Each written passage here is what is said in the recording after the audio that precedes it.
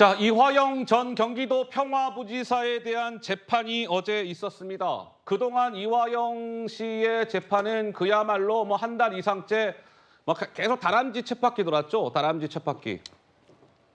공전 이런 얘기가 많았습니다. 근데 이제 이화영 씨의 변호인이 누가 선임이 되는지가 궁금했는데 이 사람이 선임이 됐답니다. 누구였을까요? 김광민 변호사. 민주당 소속의 부천을 지역구로 둔 경기도의원이고 지난 대선 때 이재명 대표의 지지를 선언하는 부천 지역 모임의 공동대표 그리고 민변의 부천시 지회장을 역임했다. 이분이 이화영의 새 변호인으로 선임이 됐다. 이겁니다. 근데 어제 이 김광민 변호사가 이화영 씨 재판에 이제 변호사로서 배석을 했는데 법정에서 말한 것이 아니라 재판이 다 끝이 나고 법정 밖에 나와서 기자들에게 이렇게 이야기했습니다. 묘합니다.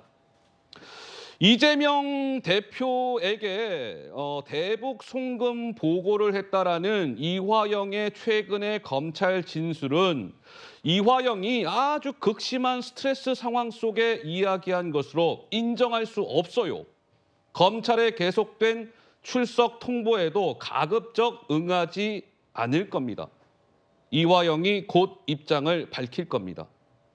검찰에서는 바로 또 입장이 나왔어요.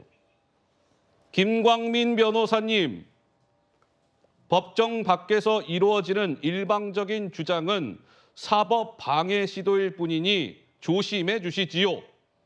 장최고, 우리 이거 어떻게 봐야 될까요? 그러니까 결국 여론전을 펼치는 것 같고요. 애초에 이화영 전 부지사가 원했던 변호인은 그 배우자가 일방적으로 사임을 시키고 이 김광민 변호사를 선임한 것도 배우자 의사라고 합니다. 그러니까 이화영 전 부지사의 배우자는 이화영의 진술이나 안위보다는 이재명 대표의 안위를 더 신경 쓰는 듯한 기이한 모습을 보여줘 왔는데 김광민 변호사도 마찬가지로 행동하는 것 같습니다. 우선은 이 검찰에 이화영 전 부지사가 대북 송금을 이재명 대표에게 보고했다고 진술한 사실 자체는 인정을 했어요. 그런데 그게 극심한 스트레스를 받는 상태에서 이루어진 진술이기 때문에 자발적 진술이 아니다라는 취지의 주장을 하고 있는데요. 이런 주장을 재판장에서 하지 않고 밖에서 기자들에게 하는 것 자체가 증거 채택 여부를 고민하고 있는 재판부에 대한 신뢰가 될 수 있다라는 것이 검찰의 주장이고요.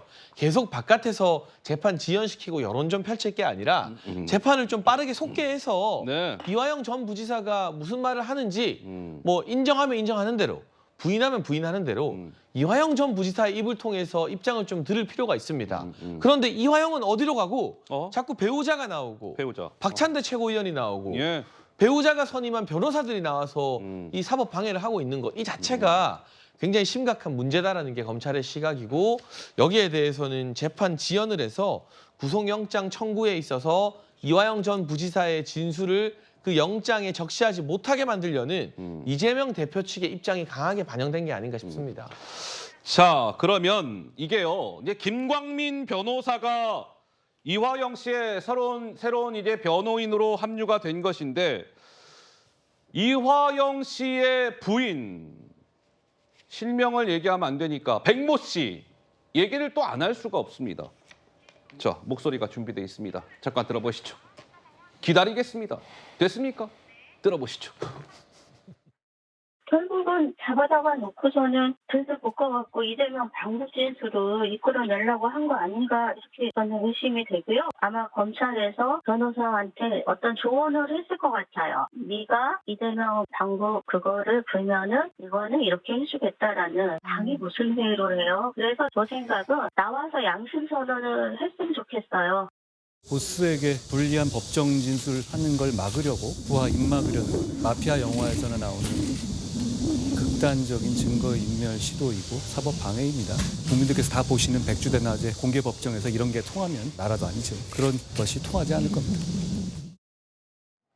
근데 이번에 이제 새롭게 합류를 하게 된 김광민 변호사라는 사람을 사실상 이화영 씨의 부인 백모 씨가 선택을 했다. 이런 얘기가 나오고 있는 가운데 그동안 재판 과정들을 쭉 보면 이화영 씨의 부인이 거의 빼놓지 않고 주요 포인트마다 등장합니다. 이렇게요.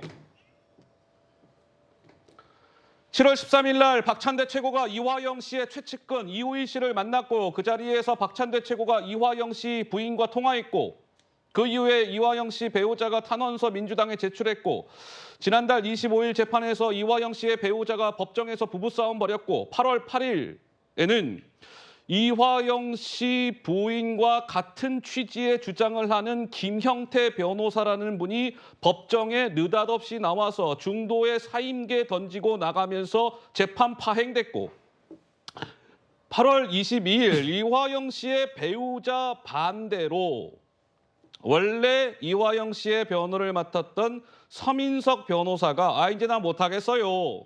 사임계 냈고 9월 5일 어제 재판이 이루어졌는데 거기에 출석을 한 김광민 변호사는 조금 전에 말씀드린 것처럼 이화영 씨의 배우자 백모 씨가 선택한 것으로 알려졌고 뭐 대략 흐름이 이러합니다. 우리 조정훈 의원님 한 말씀 들어볼까요? 예, 원래 변호사란 사람은 이제 피고인을 도와주게 되는 거 아닙니까? 근데 왠지 이렇게 보면 감시인을 하나 붙여놓은 느낌을 지울 수가 없습니다. 저는 김광민 의원이라는 분을 뭐 만나본 적도 없고 들어보지도 못했습니다만 현역 경기도 의원이죠. 그러면 지금 의정 활동하는데 바쁜 분 아닌가요? 지금 의정 활동하고 앞으로 이제 예산 결산 뭐 감사 혁적히 쌓여 있는데 5만 페이지가 넘는 5만 건이 넘는 이런 파일을 다 읽어보고 이분 과연 제대로 변호할 수 있을까? 의정 활동 팽개치고 이화영 전 부지사를 돕겠다는 게 과연 선출직 의원으로서 마땅한 선택인가? 저는 아니라고 생각해요. 이거는 직무유기라고 생각하고요. 의원직을 내려놓고 변호하시면 모를까. 의원직 유지하면서 하는 건 저는 적절치 않고 왠지 감시인을 붙여놓은 느낌 강하게 드네요. 예. 자, 우리 설 변호사님이 또 우리 이화영 씨 네, 변호를 지금도 혹시 맡고 계신가요? 지금은 하지 않고 지금은 아니시고.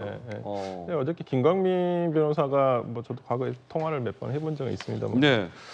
뭐 진술의 임의성에 대해서 얘기를 하시는 것 같은데 근데 저는 제가 알기로는 제가 입회를 했었을 때는 진술의 임의성 뭐 그렇게 뭐 스트레스 많이 받은 상황에서 진술한 것 같지는 않고요. 예. 뭐 그 뒤로는 뭐 제가 잘 모르겠습니다만은 하여튼 이런 부분들을 어떤 법정 밖에서 하는 것이 피고인에게 그렇게 도움이 안 돼요. 실제상으로는. 그래서 사실관계를 좀 정확하게 파악한 이후에 얘기를 하시는 게 낫지 않을까 싶습니다. 알겠습니다. 조상규 변호사님은 다음 주에 조금 아껴두셨다가 말씀을 하시는 걸로 하겠습니다. 시간이 다 됐습니다. 자, 저희가 준비한 다음 코너로 이어가 보도록 하겠습니다. 만나보시죠.